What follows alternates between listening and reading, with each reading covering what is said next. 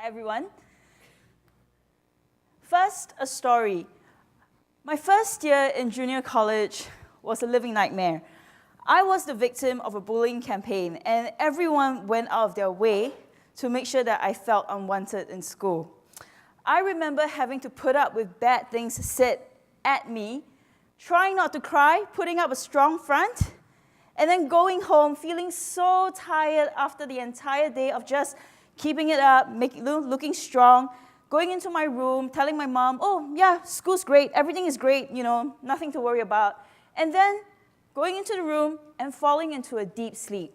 Sleeping because I was just too emotionally exhausted after a hard day at school. You never thought school was going to be this hard, right? And then one day in the library, all alone, because I had no one to talk to and I needed to let off some steam, I took out a piece of paper and I started to write. I started to write about how this pain is killing me. And you know what? If I could actually die from it, that's great. But the worst thing was, it wouldn't kill me. And tomorrow when I come back to school again, the hell starts over, and I have to go home and tell my mom everything in school is okay. As I finished writing the letter, I thought to myself, you know what? It's a waste for all these words to go unread. And so what I did after that was a little bit calculated. I took that piece of paper and I folded it into a very small square, went into one of the classroom where I knew one of my tormentors sat at regularly. And it was those old wooden desks with a little cubby hole at the bottom where you can hide your textbooks. So that was what I did. I took the letter and I hid in the corner of the cubby hole, making it look as if it was not meant to be found. But of course I knew it was going to be found, right? I kept at this for about 5 or 6 letters. Always I left them at random places, unsigned, but they were unmistakably mine because, shameless fact, I was known for my beautiful handwriting. Okay? And by the end of the year, guess what? I was friends with everybody. What I did back then to save myself did not have a name. But if you were to pull all the factors together, I would call it content marketing. Now, what we know as marketing today is built on a lot of data, right? I would liken data to the black outlines that you see, inside a coloring book. It outlines the picture that you're supposed to paint. And as marketers, our job is to fill this picture with beautiful colors to make the most beautiful picture for our audience. And with content marketing, it's a little bit like it's not colored by numbers, but it's actually choosing the correct color palette, the one that you know will appeal to your audiences best. And so to me, whether it's B2B or B2C marketing, ultimately, all marketing is B2H, business to humans. Okay? Now, as marketers, we all share the same pain point. What is it? Constantly, we find ourselves using data to get permission from our bosses to execute an idea. But that's not me. I love data, don't get me wrong. I like that with data, I never have to work blind ever again. But I like data as an affirmation that what I have done is correct, not as a confirmation that what I will be doing is correct. Why? Because data will always tell you to play it safe. Data will always tell you that humans are predictable, that humans want the same thing, that we all desire the same thing that does not make us very special. Now, I say, to hell with that. If you believe your customers are special, prove it. If you believe your product appeals to a more discerning crowd, prove it. And if you believe your business idea can change the world as you know it, prove it. Data tells you to be better, but it does not tell you to be brave and to be different. So be different. No, don't be better, be different.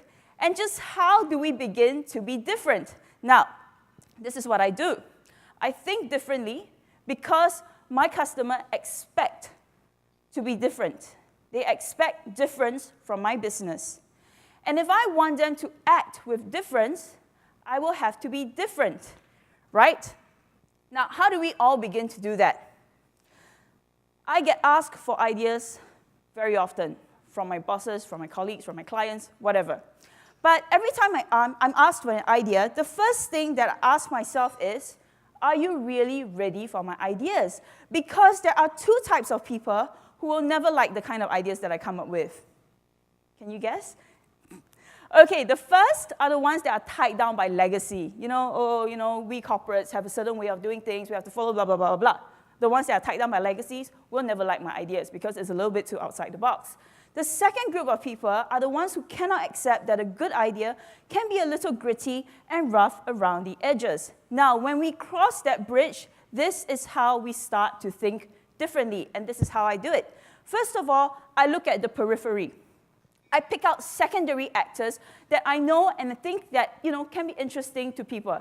One good example would be the Mid-Autumn Festival. Now, corporates, any one of you here, feel free to raise your hands. Do you give out mooncakes during this period of time? Or do you receive a lot of mooncakes during this period of time? Great, right? But there's only so much of these things you can eat before your waistline starts to take a beating. And back when I was an editor in a magazine, I would receive loads of these mooncakes, and I'll put them in the communal fridge, waiting for them to be picked up. And then a month later, the auntie has to throw it away. It's a shameful waste of food. So if you were to ask me, Debs, what is a great gift idea for the Mid-Autumn Festival this year? I would tell you, the one thing people always eat or consume when they eat mooncakes is actually, not high heels, tea. Okay, so what I would do is I would go to a tea atelier and I will tell him, why don't you blend a bespoke blend of tea that's representative of my brand, of my values, or the mooncakes that all of you will be receiving, that goes with the mooncake and give it to my clients, right? And then next thing is I gun for originality. What is the idea that will always make people go, hey, how come no one's ever thought of that before? A lot of the conversations that we have with our clients at SmartUp revolves around the topic of employee engagement. Okay, our clients like to ask us, so how can I engage my employee? How can I engage my employee, And I find that while coffee mugs and Starbucks vouchers work just as well, it is usually the crazy ideas that become memorable. We all know that, okay? And one of our clients, which is Maxis, the telecommunications company in Malaysia, when they rolled out SmartUp to teach their employees about their products, practices, and policies, they used the format of a live game show. For a month, all their employees read their content on SmartUp, and then at the end of it, the top scorers gathered in a room just like this, in front of everybody. They took part in the live game show, and the top scorer won cash prizes. And it's phenomenal because when you think about employee engagement, right, typically the completion rate will be about what? 60%? 50%? I don't know. But Maxis, the completion rate of this corporate learning activity was an astounding 97%. Now, once I'm done with the originality, I go on to wordplay because you know what? Everyone says you need to have a content calendar. Now, what is wordplay? I like to think about it like from point of view like if there is a theme, if there is a product that I need to focus on, I take it out, and then I start a list of puns. I start a list of phrases. I start a list of terms. And from there, how do I build articles, videos, posts, GIFs, whatsoever? And then I plan my content calendar from there. Now, don't be afraid to play with your ideas. Don't be afraid to play with words. Don't be afraid to sound silly. Because at the end of it, when your ideas gets critiqued by your colleague, by your bosses, gets refined by everyone, it's going to be awesome. Now we're done with thinking differently. We go into how our clients are expecting difference from us. Now, what is the element of a good story? The element of a good story is that it appeals to the common man. When the common man reads that story, when the common man views that video, they feel that, hey, you are talking about me. And every story follows a 5-act format like this, okay? They analyzed Super Bowl commercials. We all love Super Bowl commercials. And they found that the ones that are rated highest for likability and buzz is not because they're selling sex, it's not because they're selling puppies, it's not because they have Darth Vader trying to, control a Volkswagen. It's because they follow this 5-act sequence, okay?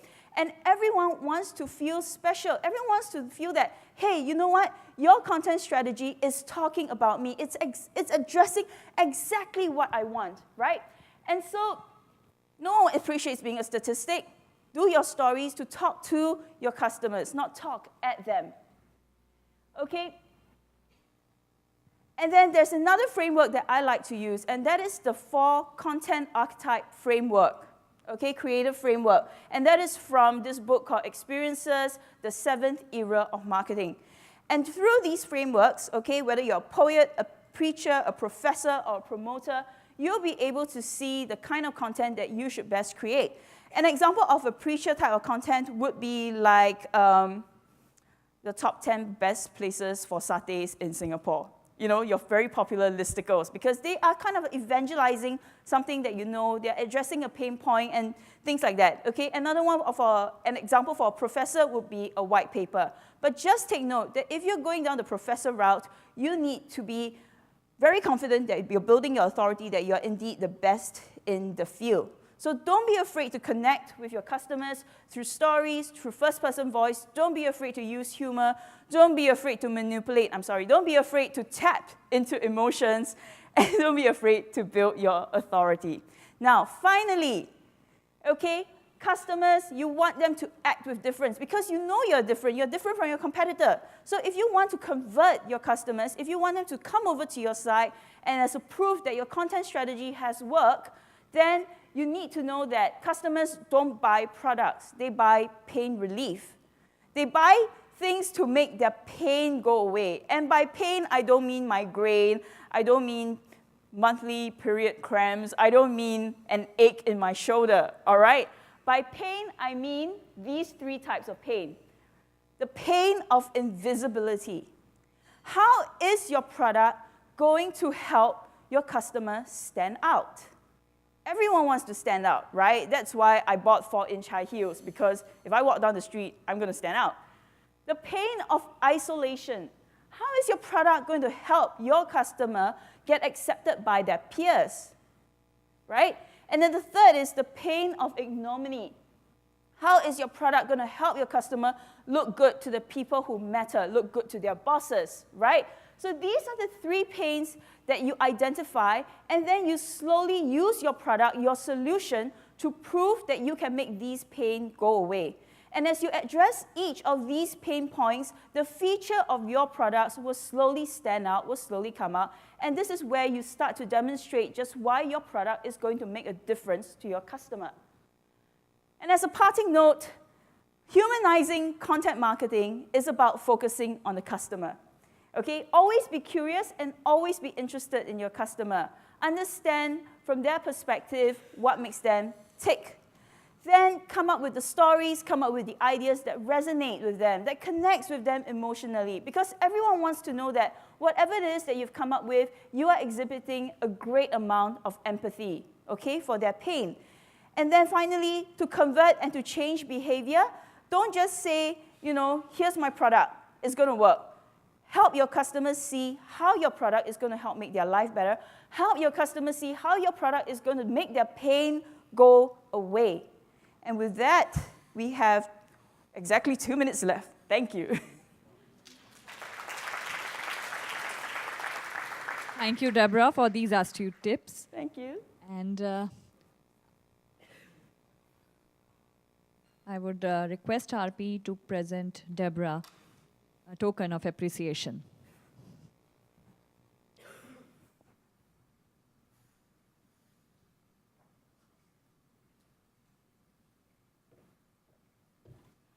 Thank you. 1, 2, and 3. Thank you, Deborah.